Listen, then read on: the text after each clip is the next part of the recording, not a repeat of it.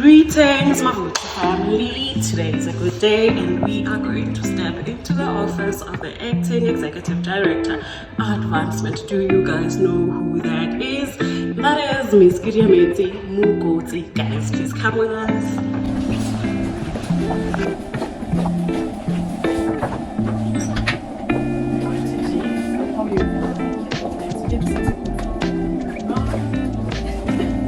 The lady of the moment.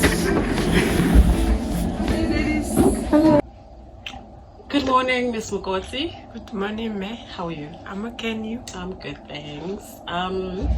Today we've decided to come and visit you. We just want 5 minutes of your time and just have a discussion around your name, because we know how important names are in the African culture. Even biblically, we know that names were very important. Like when we look at Abraham, he was Abram, and then God changed his name. He became Abraham. The father of the Yeah. nation. Yes. And then there's a verse as well. I think it's Jeremiah 1 verse 5. It says that before you were formed in your mother's womb, I knew you. I set you apart. I ordained you to be Kediemetsi. So today, just tell us about your name, how it came about, how it shapes your vision, how it shapes your decision making, how it shapes your entire being, basically.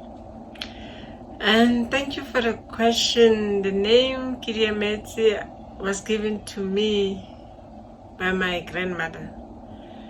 It's the woman that raised me, a very strict somebody, and who believed that as a person you need to work, for what you want in life.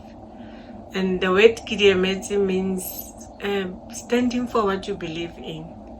And it has always given me the courage to go through. If I experience any difficult time, I pause and I take a back seat and say, but my name is Kediemetsi, what do you do in this case?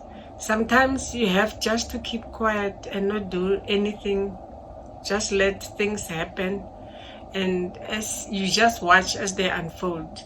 Because as a believer also in God, I always say, you rightfully said, He will never place you in a situation where you cannot conquer. You just have to wait, be silent, and listen for that inner voice that will give you direction of what to do next. Sometimes you don't have to do anything. Things nice. just happens, And when you see the results, then you say, this was God got me at work. Awesome. Yes. Yeah, that's nice to hear. Can you please give advice to the women of UT, those who are looking up at you, saying that, oh, you know what, I would love to be that woman one day? Yeah, I come from a humble beginning, and being the last born in the family, things were tough for me because my father died when I was 4, and I was raised by a single woman, and watching her trying to fend for the family and being silent also. She never complained, so all we needed to do was just to listen to what the orders that she was giving us.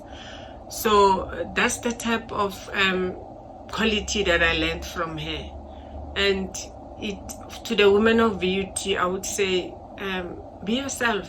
Don't compare yourself with any other person, because my situation at home helped to shape who I am today. I knew that I don't have luxuries. There was a time where I used to go to a primary school. It was about 5 kilometers from where I was staying, walking barefooted. And one day I cried and said to my mom, I don't have shoes to go to school. She asked me, do you want shoes or do you want education? So I just had to walk. It was tough because I wanted this. And looking at the family situation, I said to myself, I don't want to be like my siblings. I want to be the change agent in this family. And I was the first graduate at home. Amen to that. And after graduating, I helped my nephew. I put him through. He also studied at VUT.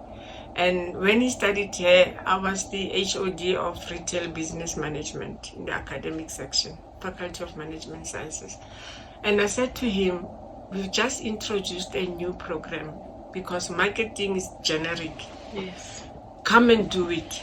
And you know, when he was doing second year, he already had internship with Edcon. Awesome stuff. And he's still working for Edcon. He's a manager now. They've just transferred him to Umtata. Oh, that's my Last month. tower. Yes, last month. So he's doing very well. And taking that advice from me, I'm really a proud aunt. You know, and we are the only two graduates, unfortunately, in the family. But that didn't stop me, because I've went all out to look out for those that are in need, especially beauty students. You know, understanding that when it's only education that can change somebody's life. So that's why I've used my networks to try and assist the students that need bursaries. Yeah.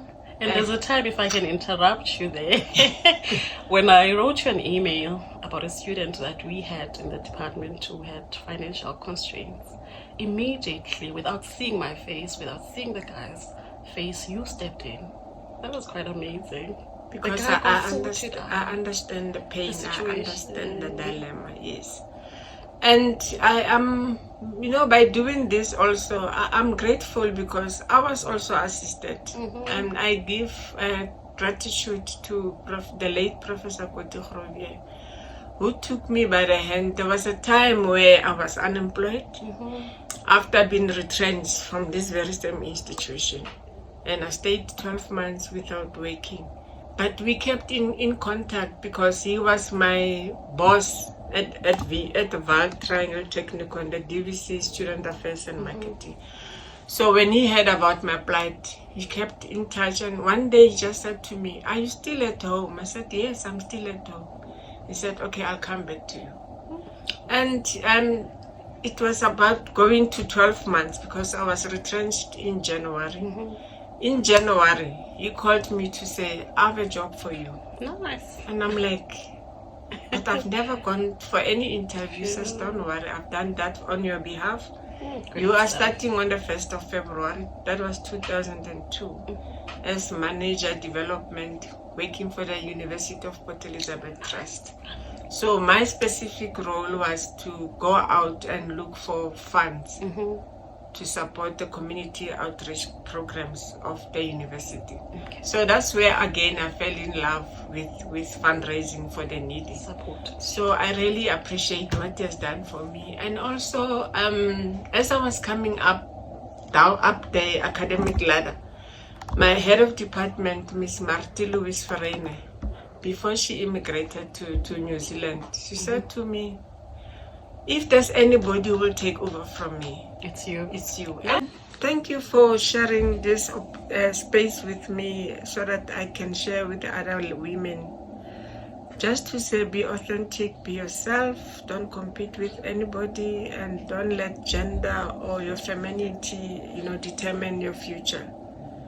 Trust in yourself, be confident, whatever you want to achieve, it's your dream. Believe in it and go and do it. Thank you.